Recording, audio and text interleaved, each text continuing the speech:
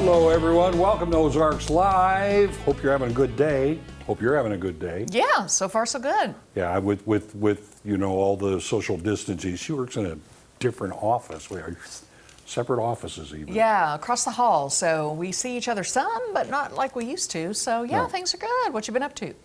Me, just kind of. Well, I got out the ukulele today.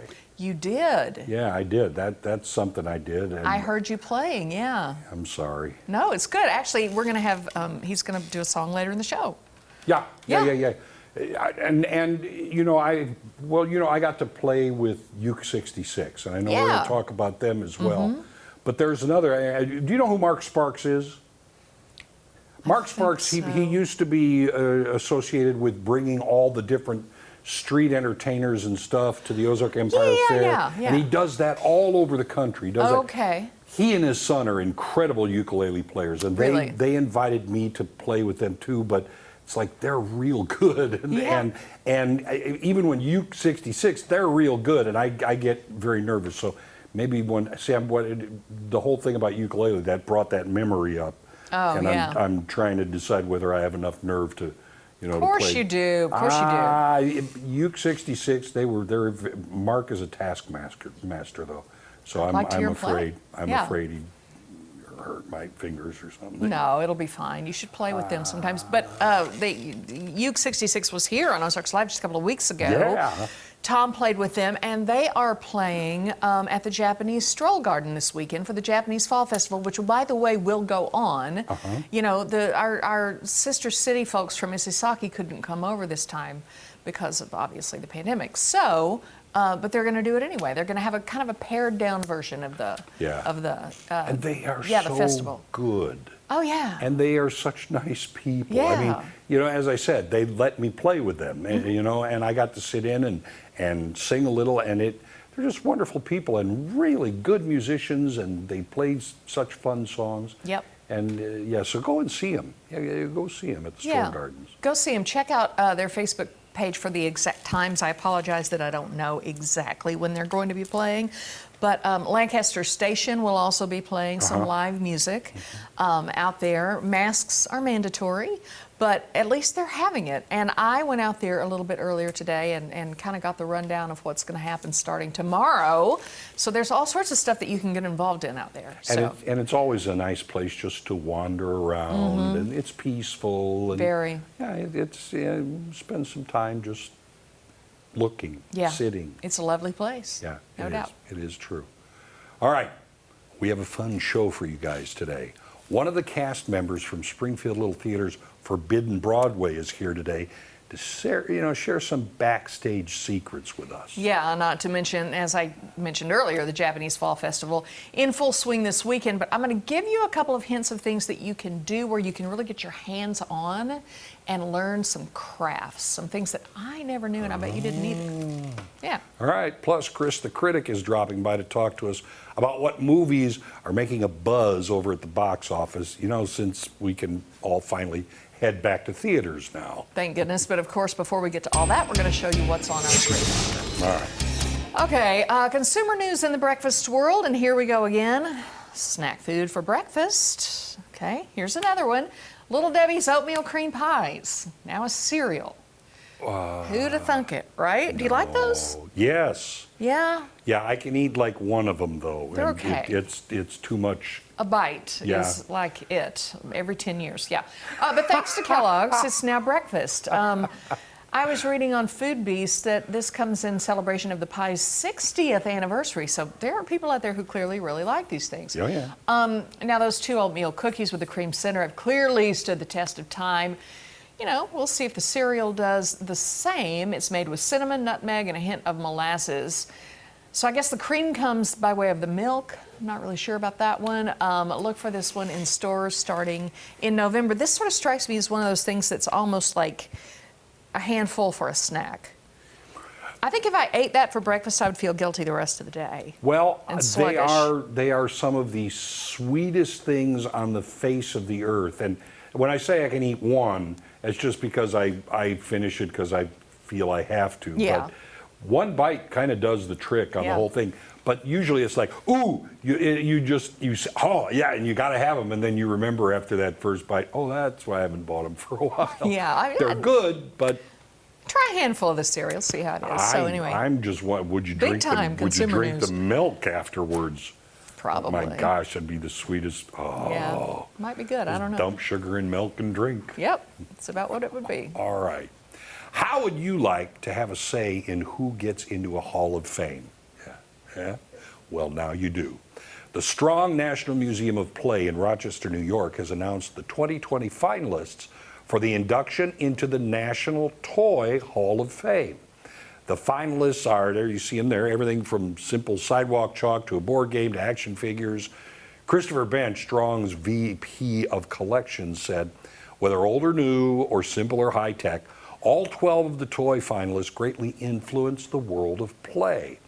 As usual, 3 of the 12 finalists will be chosen by a panel of judges, but here's where you can get your vote in. The public will act as one of that panel of judges. You can actually help your favorite make it into the Hall of Fame and join other icons of fun such as Lego, Rubik's Cube, or, dare I say it, Barbie. Yeah, just go to their website, toyhalloffame.org. Pretty simple. You can see the entire lineup of finalists and vote for your favorite up until the 16th. That's next Wednesday. So let your toy know how much they've meant to you. Make your voice heard and send them into the Hall of Fame. I think it's nice that people get a vote, but you say that these judges eventually decide. And it's the whole panel. You are part of that panel. But what they're going to do is they're going to, tabulate the votes and say, okay, the public, all of these votes, there's the majority, so that's what the public votes. And that one vote is, equal with the other judges then. It'd be like having a fourth judge or whatever. Oh, okay. Yeah. I guess I get it. And you can vote one time a day. So every day between now and Wednesday, you can vote for your favorite. I saw some stuff in there. Light Bright, was that one of them? Light Bright was Remember one Light of them. Bright? That was fun. Sidewalk Chalk, I think Sorry, the game Sorry. Yeah. Masters of the Universe. Sidewalk Chalk is action figure. It's a toy. Well, Play-Doh. Yeah. Those things are there. What'd you say, Kerrigan? Kerrigan just said something in our ear. What? Yahtzee. Yeah, Yahtzee was another one yeah. that was there. Mm-hmm. How many toys are already in there? Some of these things seem like they should have probably been in there, but I don't know. Maybe they just started this thing. They've been there for a while. I mean, you can look, when you go to their website, it'll show you the whole list of, toys that are in it, and it's a fairly long list. Okay. Yeah. Good to know. Mm-hmm. All right. I cannot remember for sure if we have talked about this. More consumer news. Okay. This time, though, for dogs. All right. Nothing like a cold brew on a hot day. So why shouldn't Fido have the same luxury? I don't know. Well, here's Bush to the rescue with Bush Dog Brew. Imagine, Tom, a nice, cold, frothy mug of pork bone broth.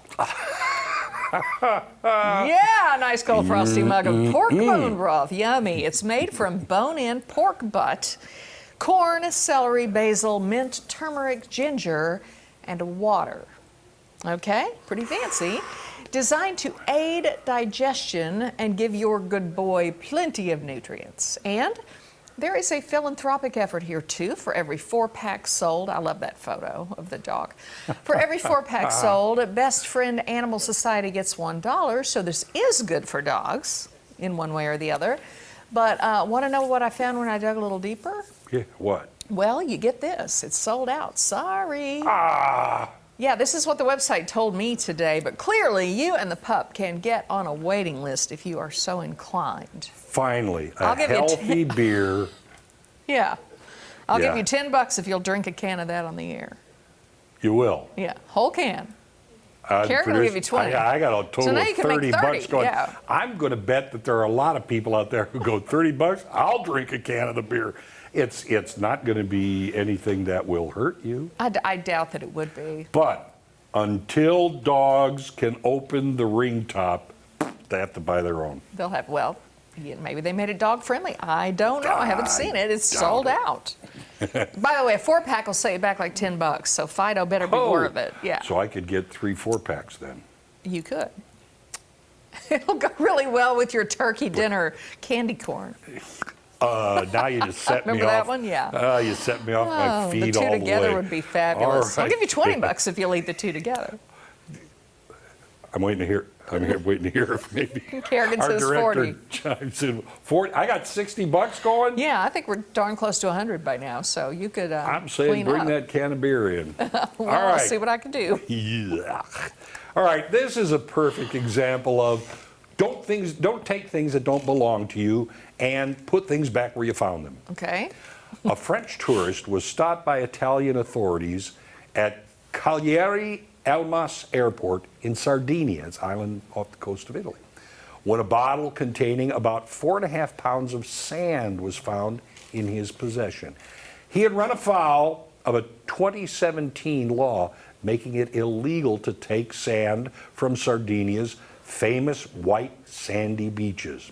Turns out, taking and selling this sand has become a phenomenon in Europe, much to the ire of the people of Sardinia.